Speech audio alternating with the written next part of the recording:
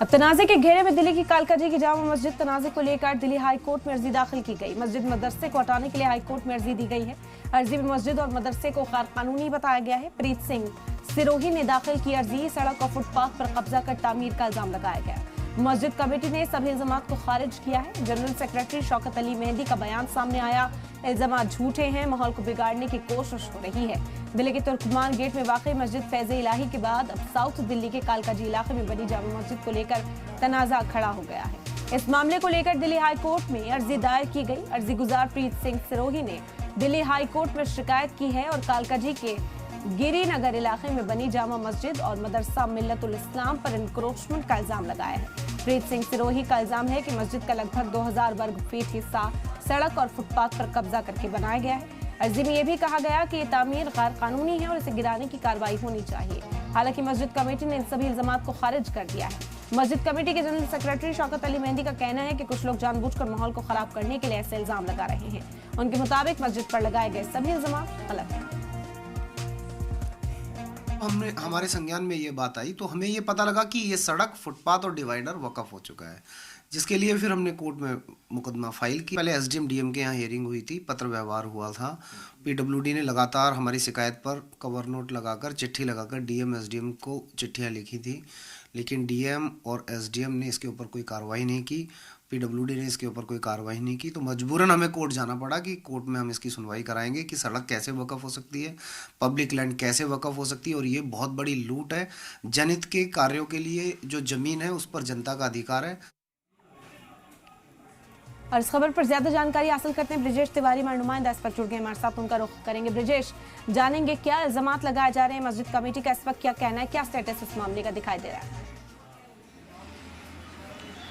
देखिए, कालकाजी में जो जामा मस्जिद बनी है उसमें सीधे तौर पे जो याचिकर्ता है उनका आरोप ये है कि फुटपाथ की ज़मीन है, सड़क की ज़मीन है और उस ज़मीन पर कब्जा करके मस्जिद को बढ़ाया गया है, इंक्रोचमेंट किया गया है। मैं एक एग्जाम्पल के तौर पे आपको समझाने की कोशिश करता हूँ। जिस जगह मैं खड़ा हूँ ये सर्विस रोड है और इसी तरीके से ठीक दूसरी तरफ भी अगर तस्वीर आप देखें तो ये जामा मस्जिद की दीवार है। तो आरोप यही है कि सड़क के दोनों तरफ सर्विस रोड है, लेकिन जिस तरफ जामा मस्जिद बनी है वहाँ पे सर्विस रोड को पूरी तरीके से ख़त्म कर दिया गया है और उसी को इंक्रोच करके जामा मस्जिद की दीवार को बाहर की तरफ लाया गया है।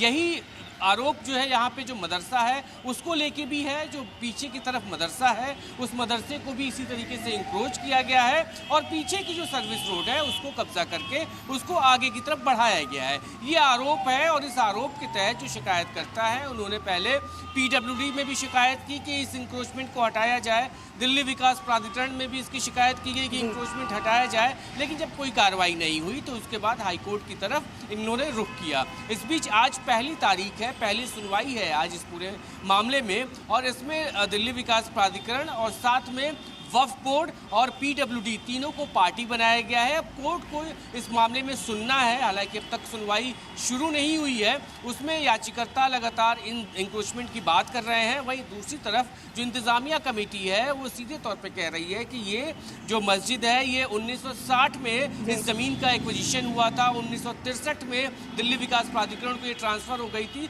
और उसके बाद ये मस्जिद बनी। यानी जिस दौरान इस मस्जिद का निर्माण कराया गया उस दौरान यहाँ पे सड़क नहीं थी, तो उनका जो निर्माण है वो सही है, कहीं से कुछ भी गलत नहीं है। लेकिन कोर्ट को तय करना है। कोर्ट में सुनवाई हुई है, सुनवाई चल रही, शुरू होने वाली है। देखना ये होगा कि कोर्ट दोनों पक्षों को सुनने के बाद अगला आदेश क्या कुछ देता है। बिल्कुल जाहिर तौर पर तस्वीरें बयां कर रहे हैं यहाँ पर, लेकिन मस्जिद कमेटी का एतराज़ है क्योंकि ये कहा जा रहा है कि पहले से ये मामला चला आ रहा था और कहा गया कि मस्जिद पहले कम एरिया में ब्रिजेश बनी हुई थी लेकिन इनक्रोच करके उसका एरिया बढ़ाया गया। इस तरह का इल्ज़ाम लगाया जा रहा है। तो मस्जिद को इलीगल इस सिचुएशन में नहीं बताया गया या इनक्रोचमेंट पर कहा जा रहा है कि महज एतराज़ यहाँ पर है। ये पूरी सिचुएशन जो है इसे बेहतर समझना चाहेंगे कि एतराज़ किस बात को लेकर यहाँ ज़ाहिरी तौर पर जो है वो जताया जा रहा है। देखिए, याचिकर्ता लगातार इस बात को कह रहे हैं कि सड़क की ज़मीन सरकारी ज़मीन और उस ज़मीन पर इंक्रोचमेंट किया गया। अब कितनी ज़मीन है, हालांकि इनका ये दावा है कि तकरीबन 2000 वर्ग फीट से भी ज़्यादा की ज़मीन है जिसको इंक्रोच करके मस्जिद के एरिया में ले लिया गया और उस पर मस्जिद को एक्सटेंड कर दिया गया। तो प्ली यही है कि इसमें सरकारी जमीन पर जहां तक कब्जा किया गया है उस कब्जे को कब्जा मुक्त कराया जाए। ये आरोप के तहत याचिकाकर्ता कोर्ट गए हैं, लेकिन मस्जिद की तरफ से लगातार यही बात कही जा रही है कि यहाँ पर कोई इंक्रोचमेंट नहीं है।